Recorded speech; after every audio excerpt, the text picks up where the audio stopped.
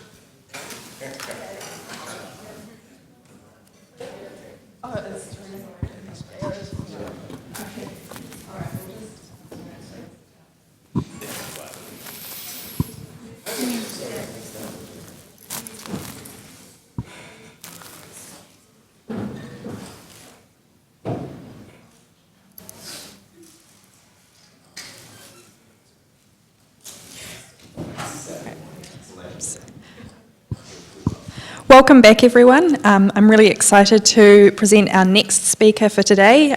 Dr. Alice Gorman is an internationally recognised leader in the emerging field of space archaeology. Her research on space exploration has been featured in National Geographic, The Monocle, and Archaeology magazine. She is a faculty member of the International Space University Southern Hemisphere Space Program in Adelaide. She has worked extensively in Indigenous heritage management, providing advice for mining industry, urban development, government departments, local councils, and native title groups in New South Wales, Western Australia, South Australia, and Queensland. She is also a specialist in stone tool analysis and the Aboriginal use of bottled glass after European settlement. Alice is a member of the Executive Council of the Space Industry Association. I'm currently Deputy Chair. Oh, Deputy Chair. Updated. The Space Industry Association of Australia, the Australian Institute of Aboriginal and Torres Strait Islander Studies, and a counsellor of the Anthropological Society of South Australia, and you can find her tweeting at Dr. Space Junk. And she will be here today talking to us about understanding space junk, so we're really excited about that. Thank you. So I'll just check everyone can hear me from this microphone. So I'm very excited to be here at the Final Frontier Festival and talking to you today about one of my research areas and a topic that I find quite fascinating, and I'm sure that's the same for many of you as well. So I am an archaeologist, and although my background is in professional cultural heritage consulting, particularly for Indigenous archaeology, my recent research has been around applying similar principles to the material stuff that's associated with the space age. So what I call space heritage or space archaeology is effectively all of those objects and those places and sites that have something to do with space exploration. And in terms of their heritage value, this means that they might have significance or meaning for present and future generations as well. So I take my chronological period of study to be what we kind of think of as the space age. And you could start this logically perhaps from 1936, when the V2 rocket that you see down here started to be developed in Germany. So this was the first rocket that gave humans the capacity to actually get into Earth orbit. So I start the space age from then. And I consider the geographic range, if you like, to be from the surface of the Earth right to the very edges and beyond of the solar system, where we have several spacecraft such as the Pioneers, the Voyagers, and New Horizons now busily heading out towards the Kuiper Belt. So this is the stuff that Space Heritage looks at. I'm particularly interested in what's in Earth orbit. Above our heads right at this very minute, there are material that results from round about 5,000 launches since 1957, when the very first satellite was put into Earth orbit. This comes to effectively about 7,000 satellites that have been launched. Of those, there are about 4,000 that are still in orbit. They collectively weigh 6,000 tonnes, and this can be converted into the equivalent of 1,000 male African adult elephants that are currently orbiting the Earth, to give you a visualisation of what this might look like. So of those 4,000 satellites that are still in orbit, only 6% of them are currently operational or functioning, which means the rest of them are technically classed as space junk, things that have no use in the present and no foreseeable use in the future. There's a whole bunch of whole satellites. There's also a large number of rocket bodies that have been left in low Earth orbit from the launch of these satellites. There's something like 29,000 bits of stuff that are larger than 10 centimetres, and 10 centimetres is round about the limits of visual tracking of these objects. And I think someone calculated there's at least 170 million bits of stuff that are smaller than 10 centimetres. And a lot of those things are objects that are even less than 1 millimetre in length. They're all orbiting at incredibly high speeds. A ballpark figure for some of this stuff is 27,000 kilometres an hour. And this is where one of the primary areas of risk comes in. So amongst all of that junk, there is stuff that, like archaeology on Earth, where we look through people's garbage heaps to find stuff that gives us information about how people lived in the past, the same can be said for space junk. We can find stuff out about what was happening in space that you can't necessarily find out from the documentary record. So this is the stuff I'm going to be talking about today. What all of this stuff in space gives us is two new things. The first thing to note is that we've effectively created a new kind of environment in Earth orbit. When you read the literature on space junk, it's quite common for people to make an unconscious and implicit separation between the natural environment and the cultural environment. And the idea is that we've put stuff into orbit. If we take stuff out, we can restore the orbital regimes to, more pure, closer to the state of nature condition, which is a philosophy often applied on Earth as well. However, obviously, even if we get to the point where we've got a really robust technology and methodology for cleaning up Earth orbit, we're never removing everything from it. It will never be the place it was pre-1957. That's just not possible anymore. What we have to do is reconceptualise what this environment is like, to take into account the fact that it now includes all of these human-made objects. And these bring new materials and different mineral distribution. You could in fact call this a signature of the Anthropocene off Earth. It creates different charged environments. and it creates different collision environments. So these aren't separate things anymore, they are the same thing. From my perspective, this creates something else, what we call in the heritage world a cultural landscape. This is the combined effects of the natural world, if you like, and cultural processes, and it creates something that is an entity in itself, that might have research possibilities and might have cultural significance in itself. It's not a matter of individual pieces of stuff that you consider individually. It's a matter of considering them as a collective and what that collective might mean, both in environmental terms and in terms of cultural significance. Cultural significance is an interesting one. So I'm sure many people in this room have probably read newspaper articles about how heritage values are managed around a city like Melbourne, and thought it probably might sound a little bit subjective and a little bit ad hoc. This isn't actually what happens in heritage management. There is actually a very well-defined and heavily used process for working out what stuff has some kind of cultural significance and maybe should be, allowed to remain in existence, and what stuff might not, and that maybe you could get rid of.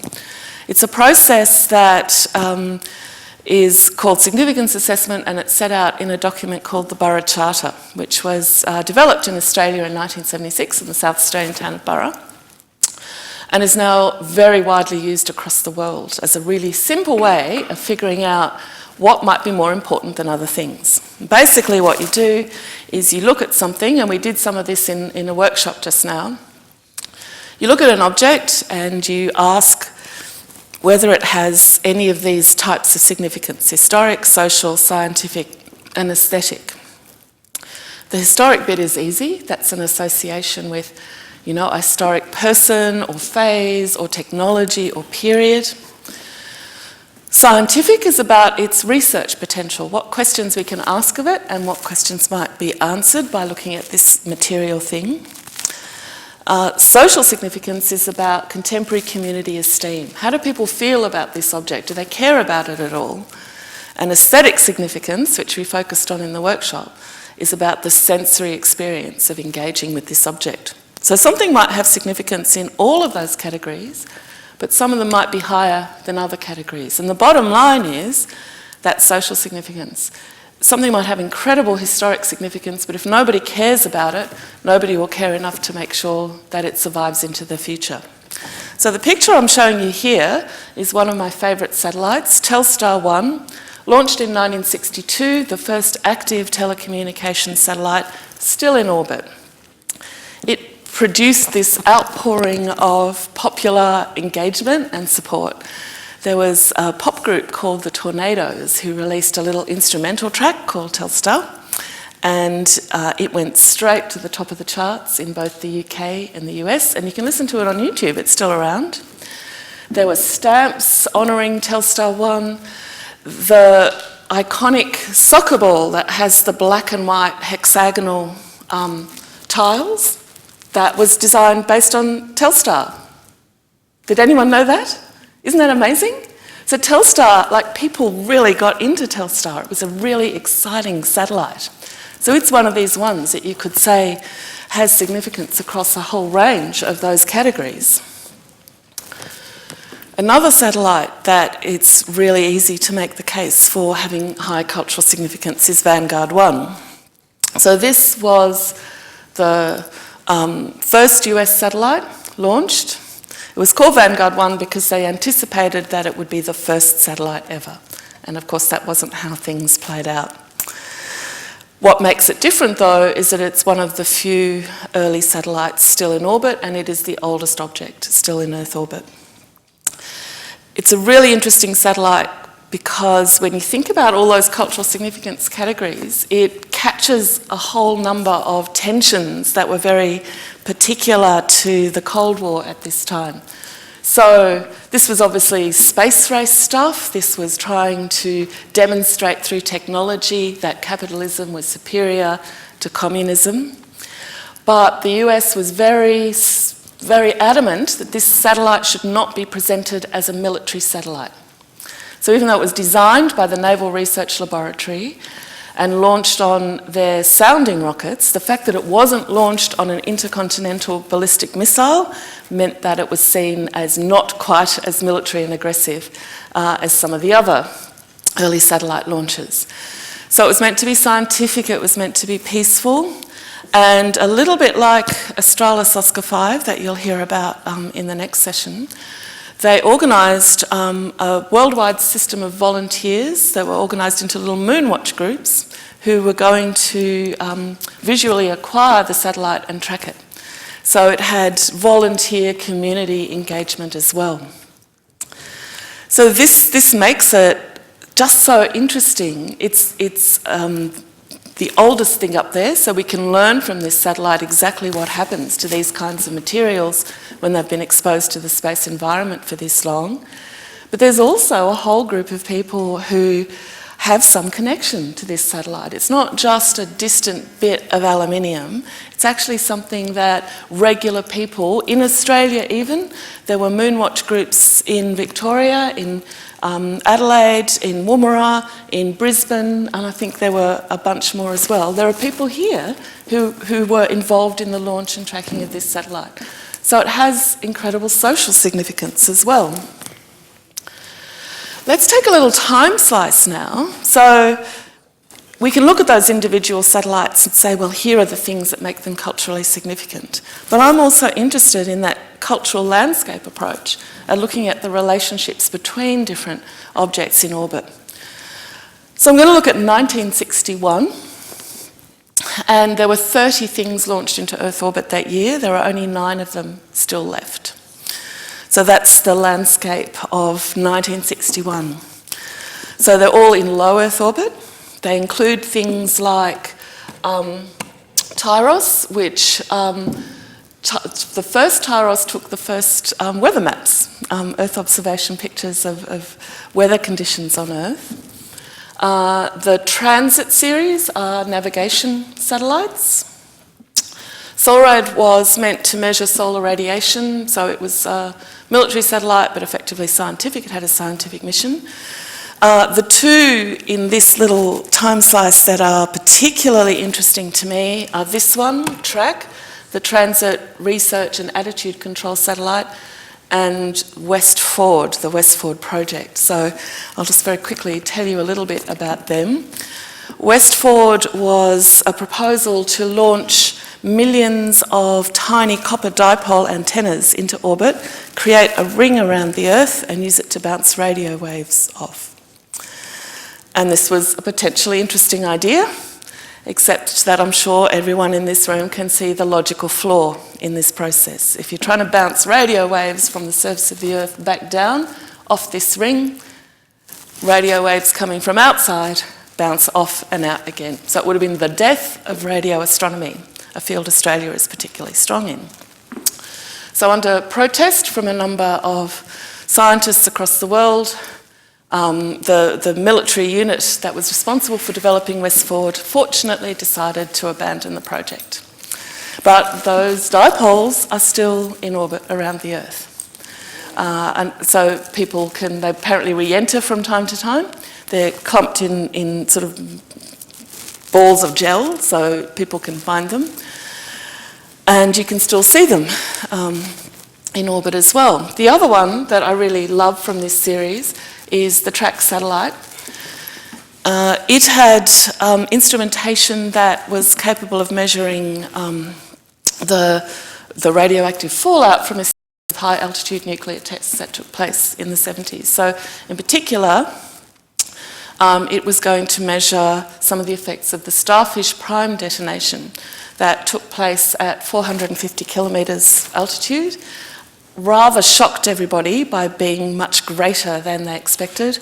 It took out the TRACK satellite and it took out a number of other of those 30 satellites that were launched that year as well.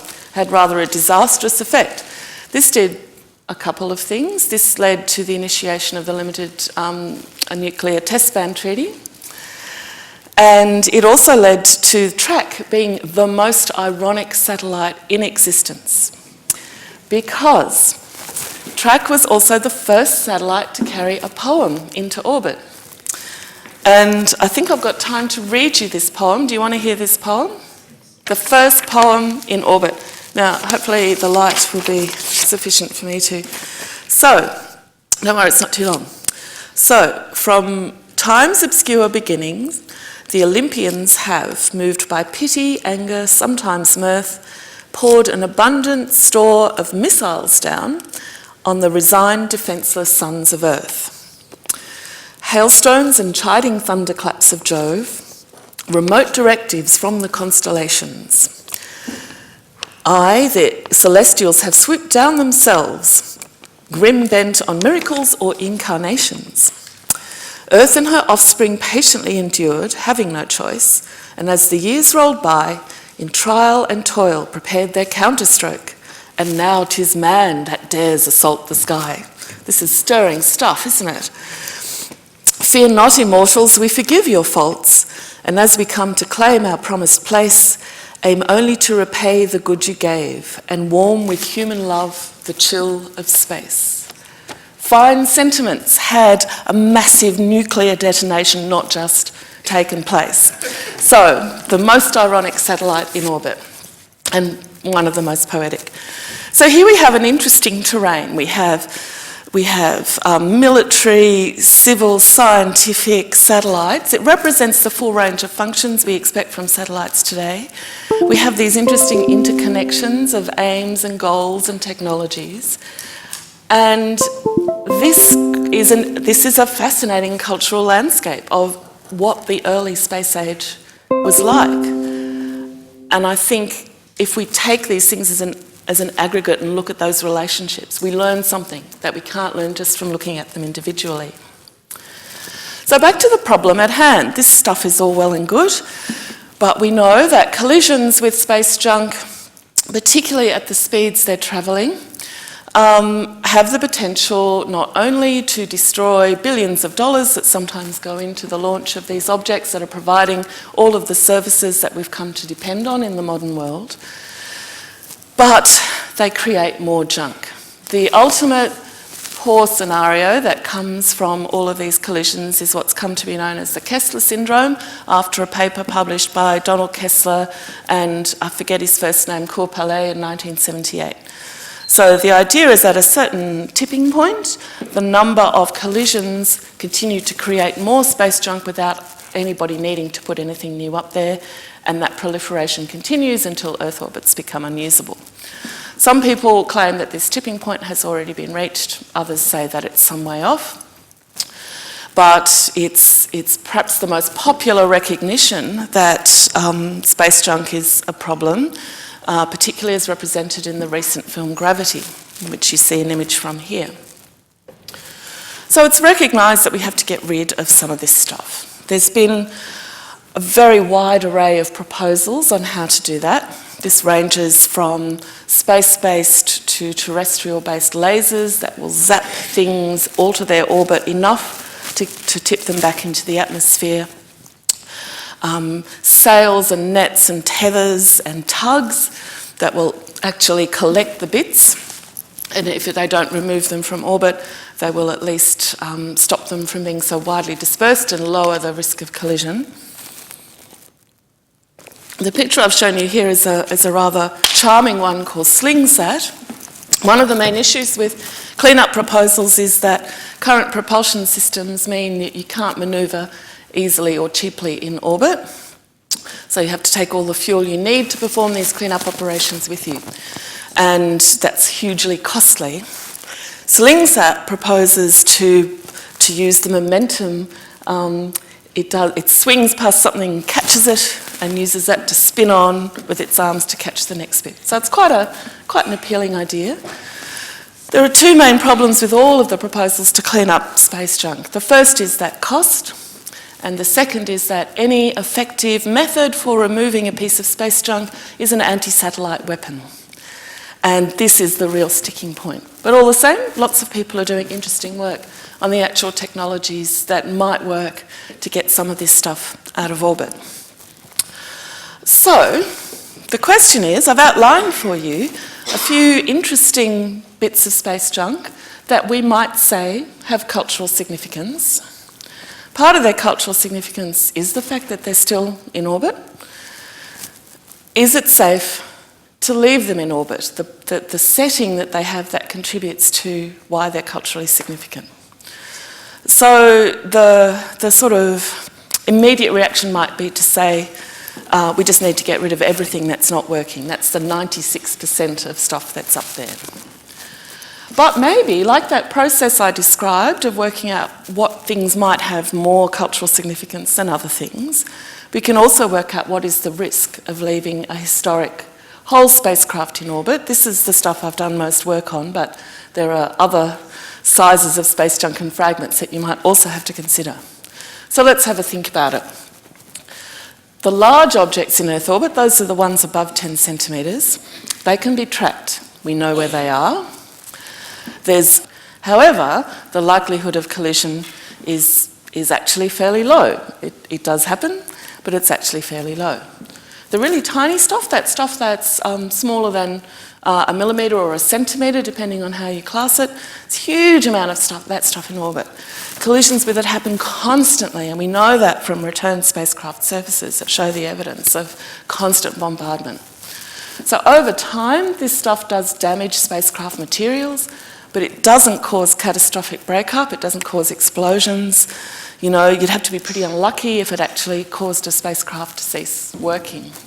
The stuff that's at medium size class, it's not necessarily the big stuff, and it's not necessarily some of those whole or nearly whole satellites and spacecraft that we've mentioned. So what this means is, in the words of the Borough Charter, which I mentioned earlier, in order to appropriately manage the heritage values of some of these spacecraft, we need to do as much as is necessary, but as little as possible. And fortunately, that also doesn't cost very much, something that appeals to most industries and development companies. And what you could do too is, once you've identified that something has specific cultural significance, you can monitor its situation. If it looks like it is going to be a major risk to some other functioning mission, then you take action then. You don't preempt that by removing something or destroying something when you actually don't need to do it. So we can apply a reasoned process to working out what stuff is really junk with no value and what stuff might actually have some heritage significance to past and future generations. So what I want to end up with, or where I want to end up with, is this idea that the new environment we've created in Earth orbit by putting this stuff up there actually represents a fairly significant phase in human history and human technological development.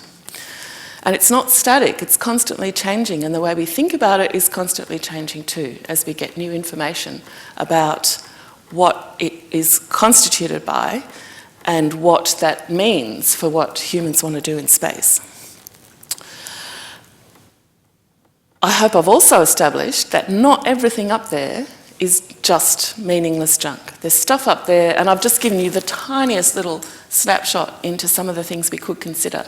And I cannot tell you the number of fascinating stories that are associated with some of the other things. You'll hear more about Australis Oscar 5 after the break. That's still in orbit as well, technically junk, and yet tremendously culturally significant. So if we're going to clean up space junk, we should not ignore this. This is not necessarily trivial stuff, and it can be easily done. If you're going to remove anything from orbit, you obviously have to make a plan that leaves functioning spacecraft up there. If you have to do that, it's not much of a leap to make it include spacecraft that we might consider to have some cultural significance for some particular group of people. So, in my career on Earth, I've spent a lot of time doing heritage work for environmental impact studies on things like mines out in remote South Australia, in Queensland and other places, for urban development, a whole range of things. Usually as part of that process, there are a lot of things that are considered, and heritage is just one of them. So there's no reason why it can't also be part of a logical process to best manage environmental values in space as well. The thing that you have to do is just make sure you include this early. And in my career as a heritage manager, I found myself often in the situation of saying to a developer, don't complain about the money you're spending on this now. If you had done it at the beginning like we told you, it wouldn't have cost half this amount. So this is something I would also recommend for space. And I'm going to leave you with a picture that one of these objects will be extremely familiar, I'm sure, to everybody in this room. You may not know what these ones in the middle are. These are the mechanoids. So just as the Daleks were evil and nasty and mean and the most terrible cyborgs ever to come into existence, the mechanoids were soft and round and curly and fluffy and friendly. I believe that the mechanoids are partially inspired by Telstar 1, and the Daleks are surprisingly like Sputnik 3 and a range of other Soviet spacecraft.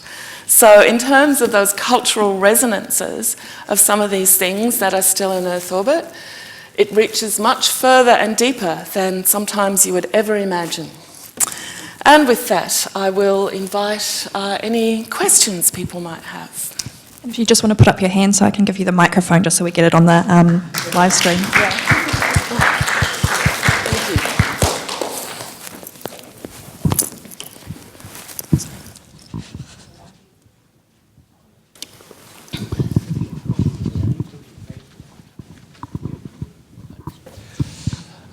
Thank you very much, Alice. That was fantastic.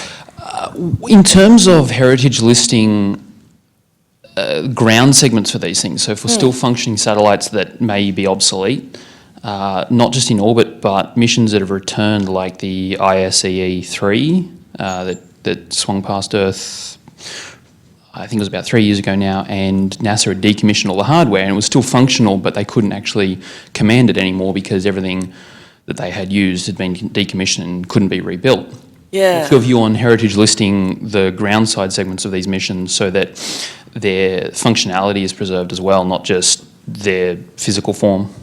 That's a really interesting point. So using, effectively what you're suggesting is using that process of heritage management to make sure that that ground infrastructure exists should in the future there be some possibility. Yeah, I think that's something that should definitely be considered. And we know there have been a couple of cases where people have reactivated satellites that were considered to be junk just because nobody was necessarily using them. It didn't mean there was anything wrong with them, didn't mean they weren't functional, it didn't mean they didn't still have value. So, and I think the other interesting thing in what you say is I've focused mainly on the stuff that's in orbit, but I also have a weakness for antennas and tracking stations, and I've done some research on places like Aurora Valley. And in fact, you know, these things are connected. Like those bits of space junk don't exist in isolation. They're connected into a whole web of things, including stuff on Earth. And just in 2014, I think, the International Society for the History and Heritage of Technology released a document called the Dublin Principles, which is about managing industrial heritage, and that's one of the things they emphasise, the fact there may be multiple sites and connections between things, and you have to look at it as that whole network of things. So I think that's a really interesting point, and in fact, yeah, you could use heritage, and there's that other use of heritage in terms of engineering heritage as well, like combine those two into something that assists in maintaining not just cultural value, but actual value of these things that we otherwise would call junk. So, yeah, I agree. Hello, my name's Jan King. I think we've met before.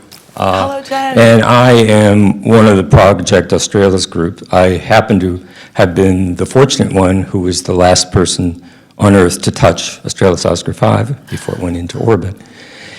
I have a slightly different perspective and point of view, but first the perspective. In addition to Australis Oscar 5, I've put into orbit, and by the way, what I mean by put into orbit, I might have been the last one to be involved on the launch site with a spacecraft, but at least spacecraft where I either had a torque wrench or a soldering iron associated with touching the spacecraft, at least a dozen objects in orbit. So my perspective is, as an aerospace engineer who's done the dirty, I've actually been involved, I'm guilty. 3 of those spacecraft, including one of them being Australis Oscar 5, will be in orbit unless they're recovered for over 100,000 years. So that's 300,000 spacecraft years remaining before those are cleared from Earth orbit. So with that perspective, what I would say is, while cultural value has merit, I think if we look at all of the aspiring engineers, and I was once one of the aspiring engineers that will be sitting in this audience here. I started this when I was 21 years old. So yes, we have a burning interest and passion to get this stuff into orbit, but we are human beings too, and unfortunately we make a mess of just about everything we touch in terms of garbage and debris. We're just really great at entropy. We do increase entropy tremendously. So what my perspective would be is, it would be great from the standpoint of all the spacecraft I'd put up there or been associated with, certainly had lots of help from lots of other people. It'd be great to get one of those back and put it in a museum. But for the rest of them, I'm the guy who built them. I'm saying let's get rid of them and clean them out, because we've got to make room for everybody else who follows. And quite frankly, we've created quite a mess up there. And there's a difference between the debris in orbit and the debris on the ground. And that is, each of those pieces of debris could be approaching each other at something like 15,000 miles an hour. So 22,000 kilometers an hour. So that's worth thinking about. So that's about 7 to 8 kilometers a second, each coming at each other, so 15 kilometers per second toward each other. So the worst debris situation that I can recall is a picture I saw, which was a view of the right-hand shuttle space window, which is made of quartz about 1.5 centimeters thick. And embedded in that was a huge flare destruction of that window that happened upon re-entry. And what had happened is a tiny object had lodged in that window and almost completely destroyed it. Had it been destroyed, it would have killed all on board. When they analyzed what hit it, it was a tiny fleck of paint from a Delta launch vehicle. That's all it takes. So just keep those things in perspective when you're thinking about this problem. Thanks. Absolutely. Like, there's no doubt something has to be done. But it can be done in a well-reasoned environmental management perspective that takes into account a range of other values. And it is, like, it's extraordinary when you look at, I mean, these are speeds that are beyond imagining for us, really, aren't they? And yet that's the normal space environment out there. That's what happens. That's what these things do. And one of the other really interesting, this is also something where heritage information could be quite useful, because we're reliant on models of orbital debris to do things like working out when a collision is likely. And those models have the limitations of any kind of model. They're dependent on the underlying parameters, on the assumptions made, on the quality of the data. And something that people are starting to work on now is, trying to model orbital debris beyond just looking at it as like a dot point or a sphere, and taking into account its density, what material it's made out of, its cross-sectional features, all that kind of stuff, to try and get more sophisticated models of what's actually going to happen. And sadly, when you do make those more sophisticated models, the scenario gets even scarier than it currently is. But doing things like researching materials and material preservation from this perspective could assist in contributing to refining some of these models and giving us maybe better outcomes in mitigation technology. I totally love Australis Oscar 5. And yes, Jan, I remember the reunion from a few years back. I'm so glad that you're here. Yes.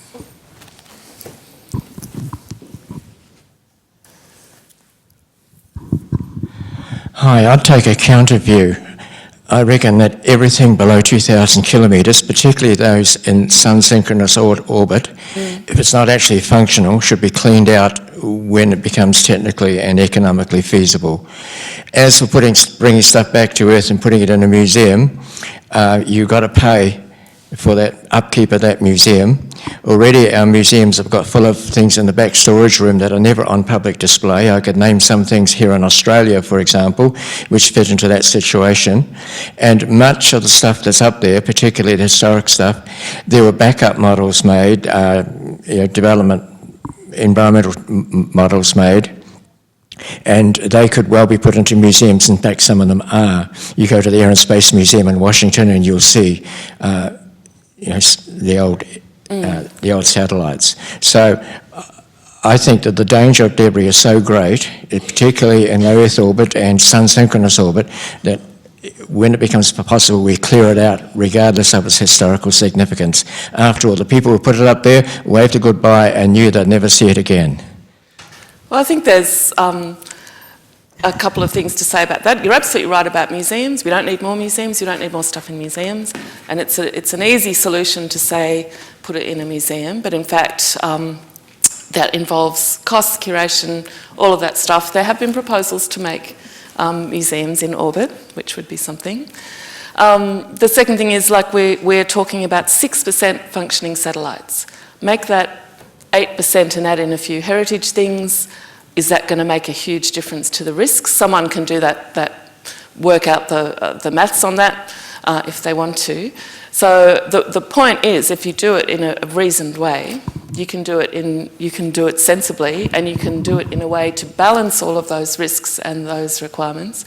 Of course, above a certain height, we're looking at natural mechanisms, if you want to call them, for stuff to be dragged back in, and some of the proposals for cleaning up debris are aimed at altering orbits of these bits of junk so that they will come back in sooner than they would otherwise. So, but obviously that's no longer sufficient. We're putting stuff and creating stuff up in that low Earth orbit thing quicker than it is being removed. But taking that into account, and also taking into account the fact, like in Australia, there has been a new propulsion or a new fuel developed that uses space junk to work. So there are ways in which the value of this stuff may change into the future, and that stuff has to be taken into account as well. So, like, in large, I agree with you. We need to get rid of this stuff, but I think there is value in considering it as part of an overall environmental management strategy. And I think we can look, the point really is, let's not destroy stuff without even having asked the question. And that's my main thing here. Ask the question first. If you want to get rid of it, do it. But don't do it without having worked out who else might be affected by it and what we lose by doing that. And you might go through that whole process and say, nah, still not worth it.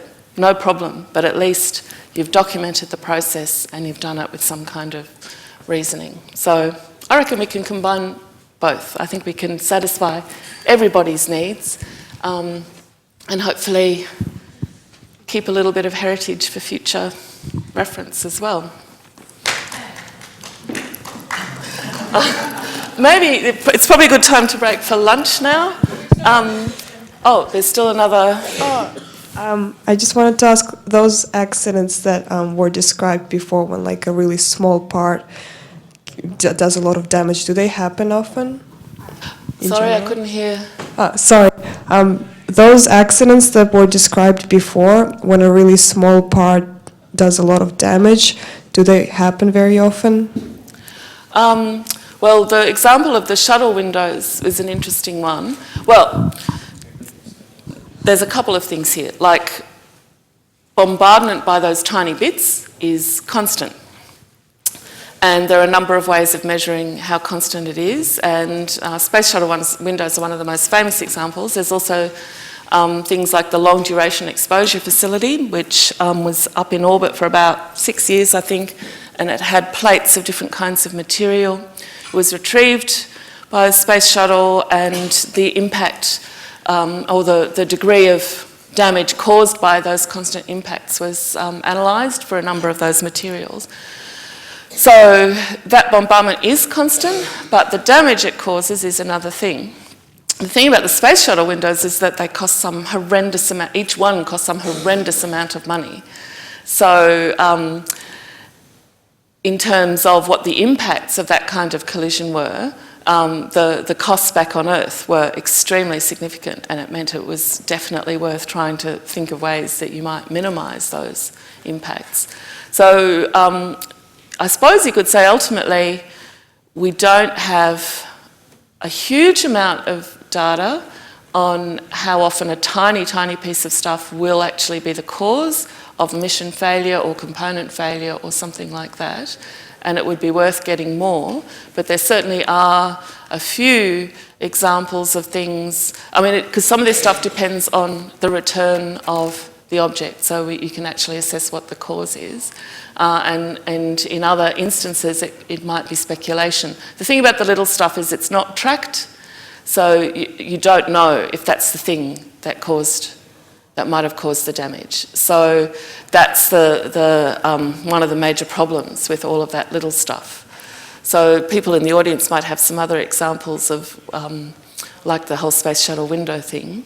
Like, we certainly know that constant bombardment impacts on materials. So reflectance studies of objects in orbit show that the older ones are more in the red, indicating that the surfaces are significantly roughened from when they were first launched.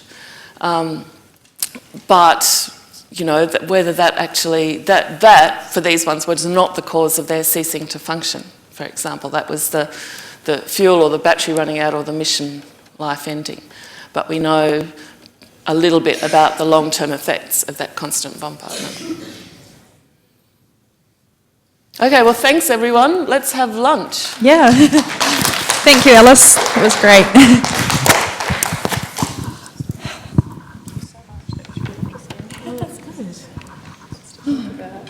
I did go over time. No, don't worry about it. We have a buffer period, so That's good. Okay, so do you need to keep this thing? No. Okay, I'll trash it. Because you've got the video, right?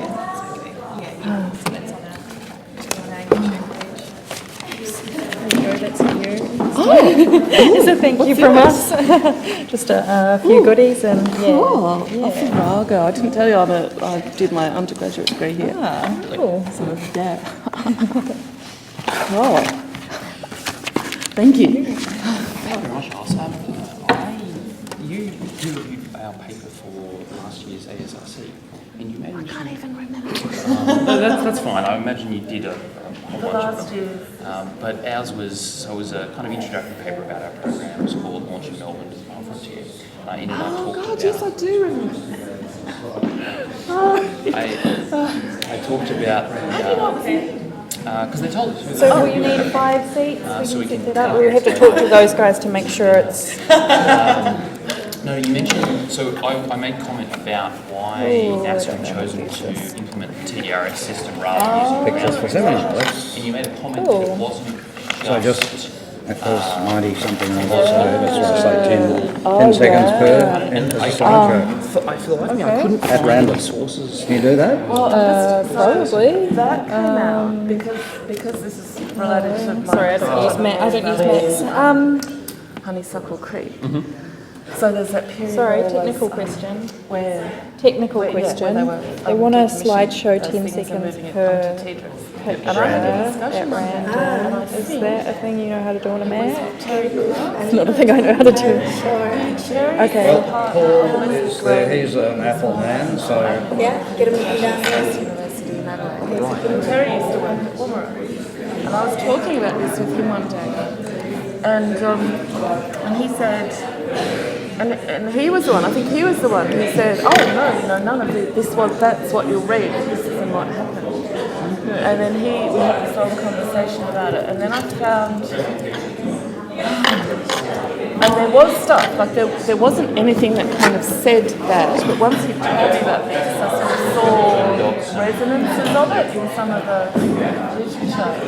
And then I said something about this to another ex-Ormerite, and they kind of had a similar kind of reaction. So I got the impression that there was a fair bit of, but that's kind of as far as I took it. So I mentioned that, I guess, because I thought that's kind of a really... Is iPhoto... Sorry. Oh, I don't know. Find a... I'm not sure that Don't use this We stuff. can find iPhoto, it should be possible. I'd be very surprised if it wasn't. Because it's true, like most of the official documents just sort of says, oh, you know... How do you want things set up? Oh, you've got someone doing that. Oh, no, I think there's a lot of people doing that. So it's up to yeah, just randomly go through the pictures. well, actually, the other guys just sit quite surely close not. out, ask questions, it'll be... Even Windows can do that. Slideshow and That iPhoto. sounds reasonable. Megan, Well, they can go through an order. Who cares? I mean, it doesn't matter. Well, are they enough? No. They just at random. It doesn't matter. We're not going to talk 10 seconds to... We're not going to talk to anyone. So I'm training to be a teacher. Anyway. Where have you been? Knows where they are. They're right there, Sorry. and they're in pictures for seminar. so I've got the pictures. What I'm just trying to... Is that... Okay. So they're all JPEGs. What I'm just trying to do is, Well, if I can put them in iPhoto, then I should be able to just create a slideshow and it'll do okay. it for me. But I don't use Mac, so I don't. The alternative is to highlight the ball and run in preview. Okay. So No, I'm actually in UCD in Dublin, in Ireland. So I'm rather sure and I was visiting. it's just like waiting for an airport. Nearly there. Okay. If we double click on that, it should come up with preview. Oh, you can open it. Free. Sorry. This is actually wait, a very high can value type too. Right, and you should be able to just probably go down through them. I'm going to see if we can figure out how to get it to do it automatically. Automatic, without hitting the button. So, Yeah. in fact, it is first generation. I can define that. Or you can simply click on them and then explain if he wants to do that out of order.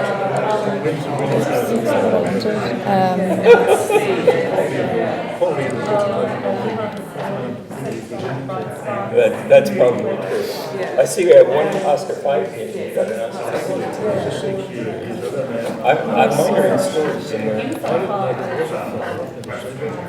One of your team has it. Okay, it might have been over. And in terms of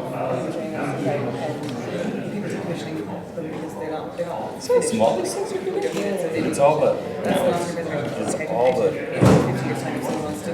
It's just the that's 16 gigs. fascinating. I'm sorry.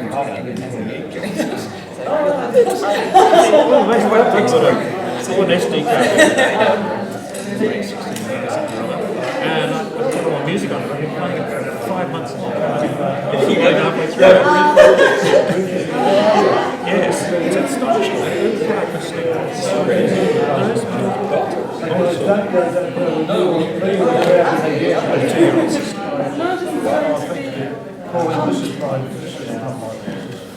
Still anything about it. Space. Not much. We don't know what to do with it. I have to give a lecture in this.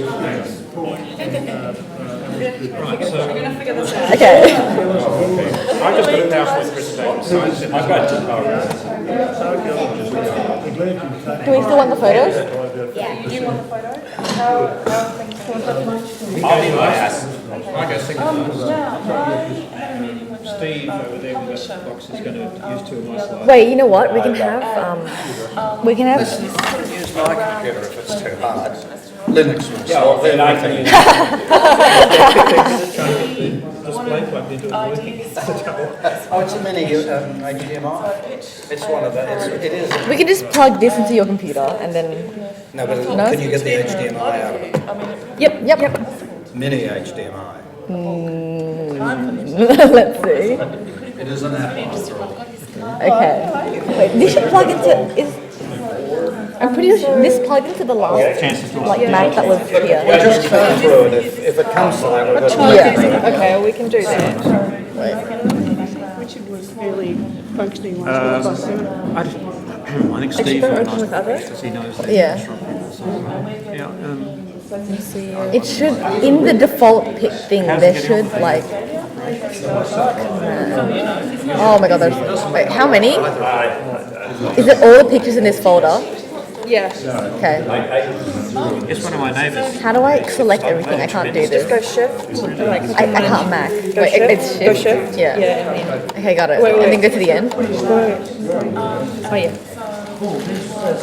What's the? Hey, you're a Mac person. What do I open? How do I slideshow these? What are you trying to open? Photos and a slideshow. Type in Office or something, see if anything comes up. Office.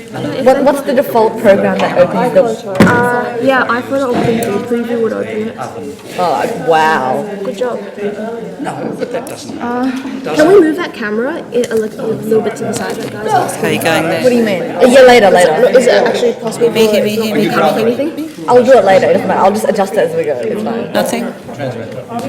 Yeah, let me just try and open one. Yeah, open It's not on yet. I mean, it's switched on, but Not good enough? let's just see. Full screen view. Hello? That's working. What we've got is we've got our audio hooked up straight to that. So maybe you want Oh, you want to open up the slideshow? Push like to hook it up to Fine, there. let's Yeah. this one. Let's open it with this one. With this one? Yeah, this is PowerPoint. No, but we want the images to go in a slideshow, not like in a PowerPoint. Oh, easy. Highlight them all. Yeah. Hey, you're the Mac person. Yeah, I am. Yeah, okay, you do it. You do it. I can't do it. Can you talk to that guy who wants to move it? Just 1 second. Oh my gosh, show view options. Come on. Slideshow. So that's actually a couple. Good enough? Okay, can we adjust the timing? God damn it, I've never done this before. I don't think so. I think it just moves by itself. There's no like slideshow unless it's in a slideshow in like a PowerPoint. Oh, okay. This is just like It'll go by itself. yeah, It'll it'll just go cycle by through. itself. Yeah, it'll cycle. So How do I get back into full Yeah, just screen? go back into the How do I get back into full screen? That's not. I don't. Is it gonna keep on going slideshow though? Yeah, if I play it. All right, cool. That's what we. I'm gonna. Okay, we want this thing to go on this one. Can we run these pictures on one? That's it, they've got it going. As long as you, what we're presenting in sequence, so you just leave that one stashed while. Clickety click. Okay. Okay. Well done, ladies, you've got it going. All you've got to do is jump up onto the screen. Yep, okay. Why don't you do that We now? got more below here. What did you do before to get this up on the thing? We don't want the laptop though, we want this thing. I think it No. just called the laptop. Oh, really? Okay. Okay, that.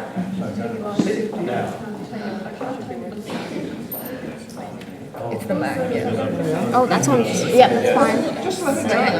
Just let it go. Can I just? Round and round. Can we leave the other lights up as they were for filming?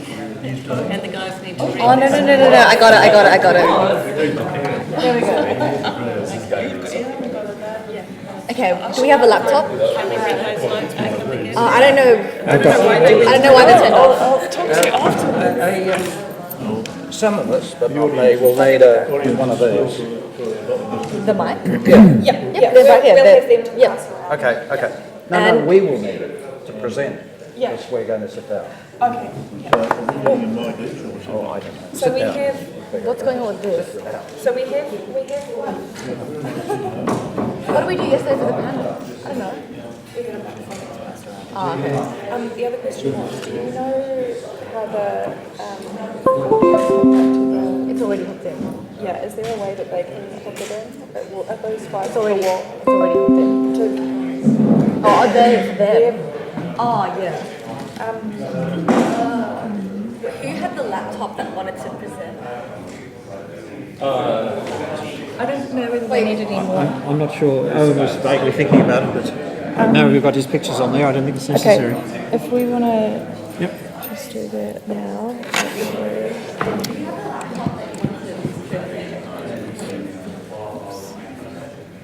I have one idea. Okay, yeah, we just need something plugged in. Oh, okay. All right. Maybe we do that. That's what I.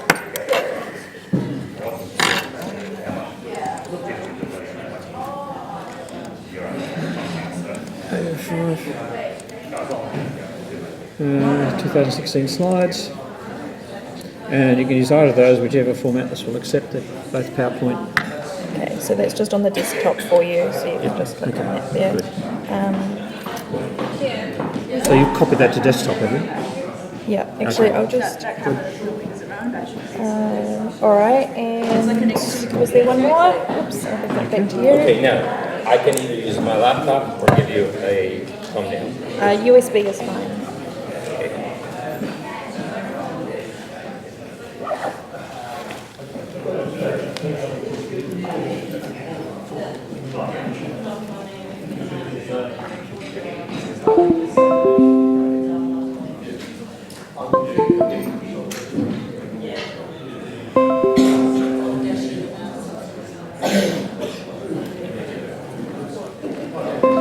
Okay, so.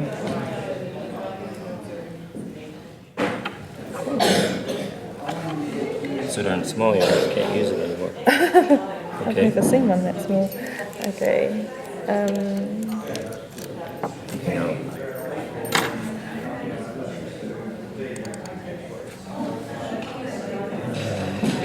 Final Frontier Melbourne.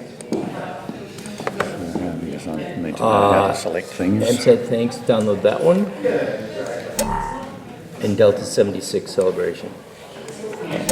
Okay, you can take it out, that's fine. Oops, is that one gone? Where did the second one go?